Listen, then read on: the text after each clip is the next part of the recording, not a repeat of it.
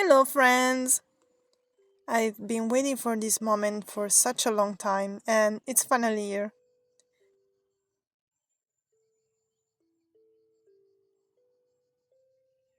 As I begin this unboxing, I just want to clarify that this video is unfortunately not sponsored. I brought these markers with my own money, saved up since Christmas, and I even use a discount code, so you can imagine I will be very realistic with my opinion. Last week, the OHUHU Honolulu set of 104 markers finally arrived. If you've watched my previous videos, you'll know that lately I've really come around on alcohol markers. Maybe the problem wasn't the markers themselves, but the way they were being taught. But let's not go down that rabbit hole. Maybe I'll talk about it in the future. Anyway, this set has a lovely range of colors. Seriously, they're all beautiful. While I was watching them, I didn't find a single shade I didn't like. I was honestly a bit surprised by how the markers were arranged, both in their cute little case and on the swatch sheet. I originally wanted to go in order while testing them, but after the first row, I gave up and decided to go randomly instead. Even so, the process was super long and a bit tedious, but absolutely worth it because having those swatches nearby while drawing helped me a lot choosing the colors and planning how to use them. I noticed that when these colors dry, they change slightly, so having the swatch sheet was really useful. Hopefully, with time, I'll start recognizing the shades more easily and won't need the swatch sheet as much. As I swatched, I also reorganized the markers in a way that made more sense for me. And now that I've put them back in, it's much easier and more intuitive to find the color I want. I didn't bother arranging them in perfect rainbow order. It wouldn't have lasted more than a single drawing session anyway.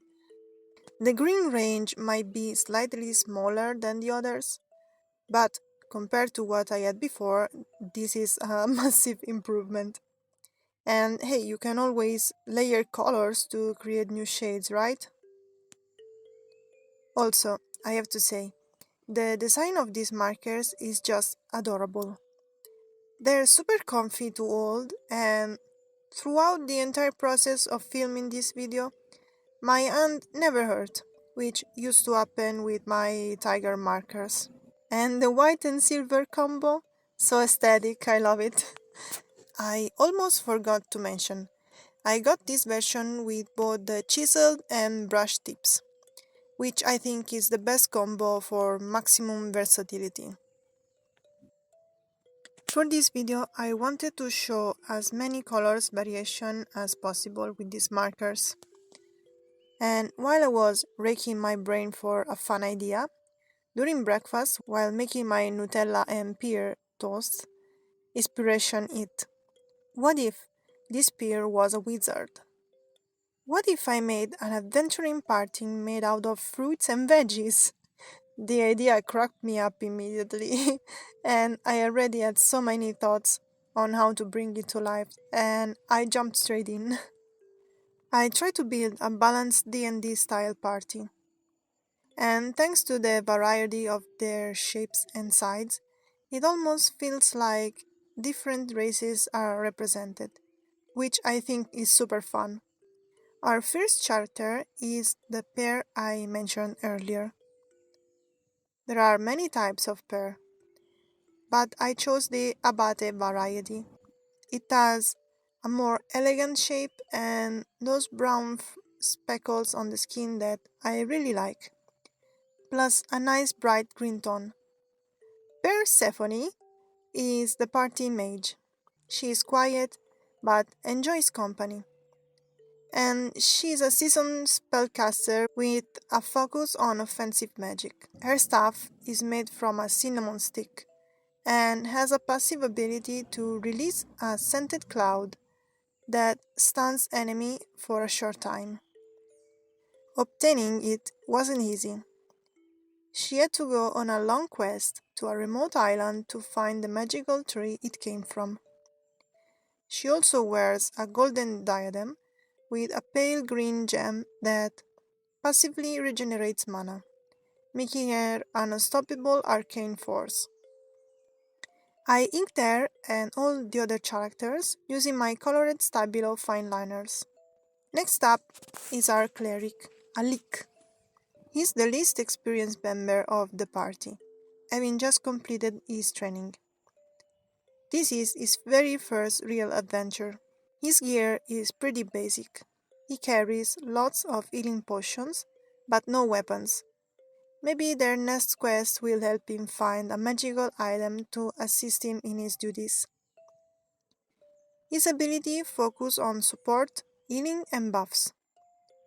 And since leeks belong to the onion family, Tyrwin has an innate power that lets him blind enemies, making him super handy in battles, especially against ranged foes.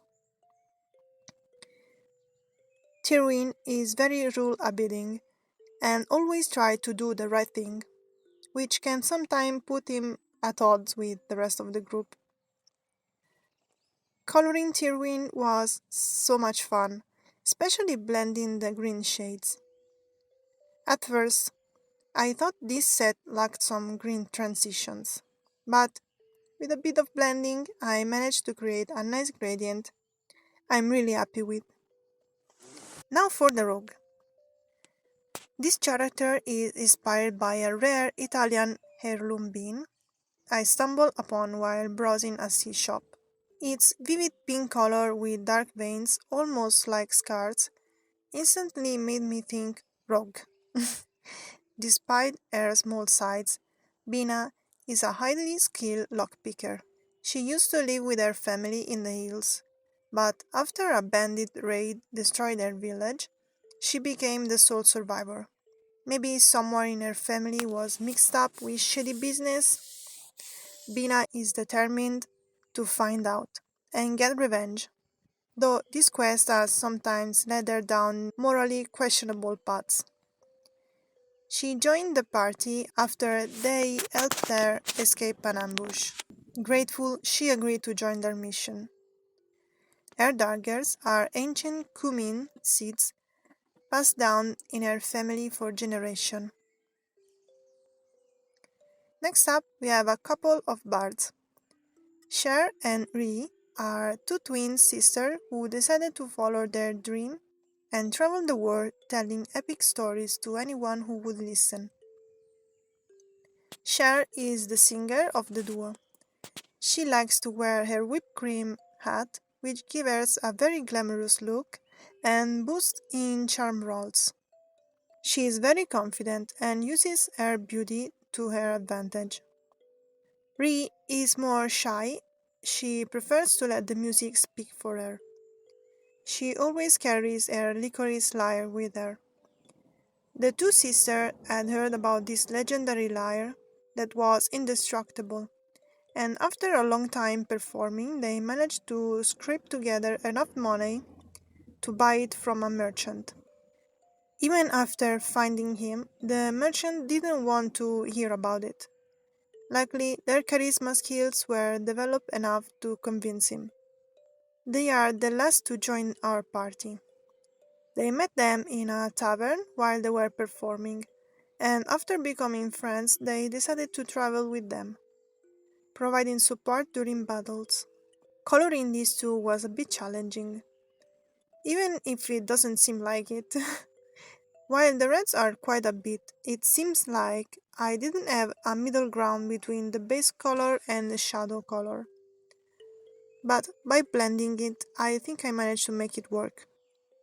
Next is the barbarian. Norman the Thick is a barbarian who joined the group at the beginning of their adventure, just for the fun of fighting.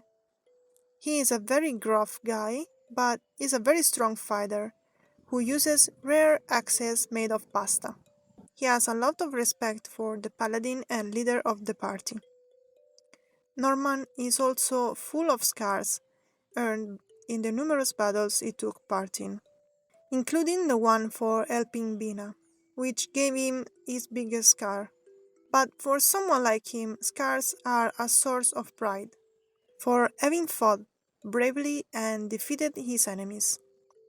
As it happened with the peer, here too, at the beginning, I had chosen a color that was too light and perhaps the wrong tone.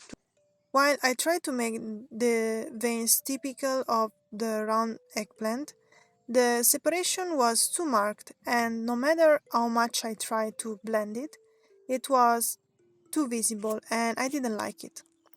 So I also decided in this case to overlay a darker purple, which in the end turned out to be the right move to make. Up to now, to decide the equipment of my character, I tried to give them foods that went well together.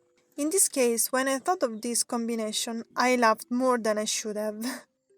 Among the various pasta dishes that we make in Italy, one a little less known is pasta alla norma, hence the name of our friend.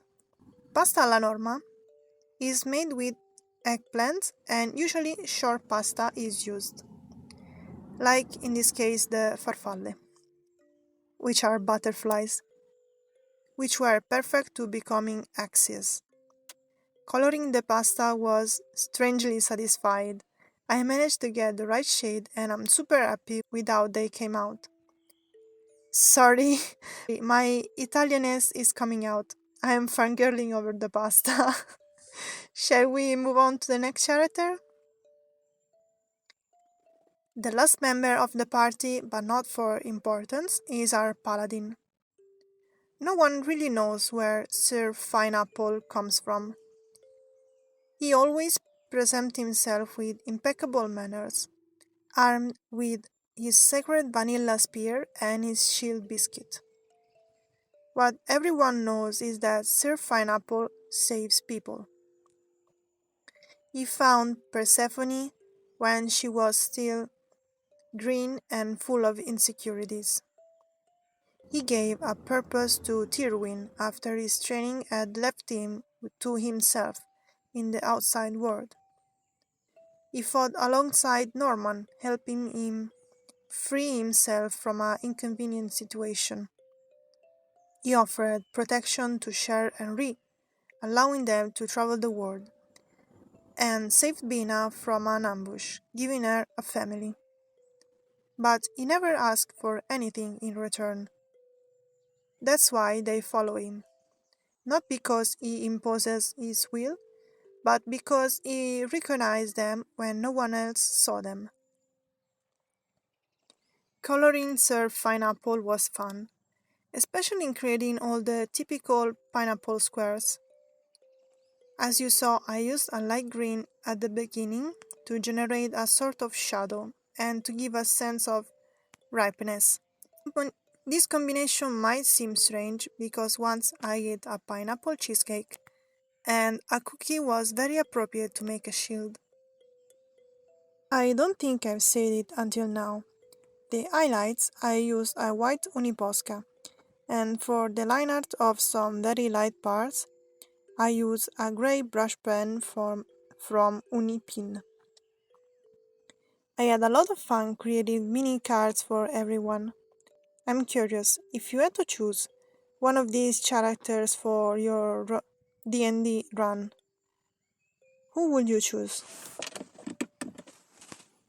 My favorite is the Leak. Which, which is yours? In conclusion, I found these OHUHU markers to be excellent. Maybe some of the lighter shades are a bit tricky, but it is an obstacle that you can easily overcome with another layer. I'm really happy that I was able to make this purchase. Markers themselves are beautiful and comfortable to use, and with this set you have access to a very good variety of colors, especially if, like me, you only had 3 shades per color before. Maybe the price might seem high, But doing the math, you're paying about €1.30 for each marker, which is a very good price if we consider that at the art store the pro markers cost around €3 each and the Copics were close to €5. That said, yes, I highly recommend this set and all the others if the quality is the same. It is an investment that is worth making, especially if you already know that you like using markers. If maybe you're not sure if this is a medium that you like or not, maybe get the smaller sets.